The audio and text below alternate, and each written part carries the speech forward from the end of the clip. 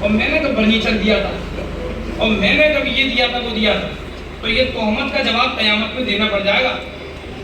آپ جو بھی لین دین کر رہے ہیں اس کو حضرت فاطمہ سے جوڑنا، حضرت فاطمہ پر الزام، حضرت علی پر الزام، حضور کی شان میں گستاخی ہے۔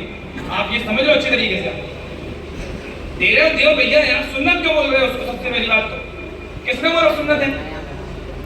مطلب دو کتابوں کا ترجمہ نہیں آتا، سورہ اخلاص صحیح الفاظ سے نہیں آتی، اور حضور کی شان میں گستاخی کر رہے ہو آپ، کہہ رہے ہو کہ حضرت فاطمہ کی سنت، بالکل جہالت کی باتیں، بالکل بغیر سر پہ۔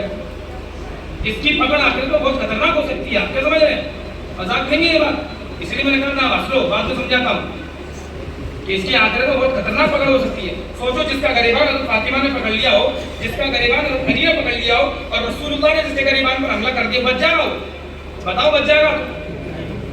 رسول اللہ کی قیامت میں شفاعت ہی تو ہمیں جنت میں لے جائے گی، سفارش، اور انہی گریبان پکڑ لی تو کیا ہوگا ہمارا؟ بھائی کر لو کچھ جو آپ کو کرنا ہے، لیکن سنت تو نہیں کرو، پہلی بات۔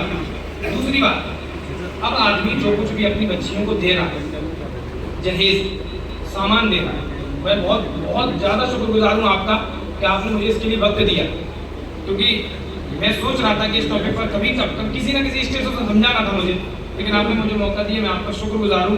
اللہ تعالیٰ آپ کو اس کے بدلے میں جزائے خیر عطا فرمائے، بولو آمین۔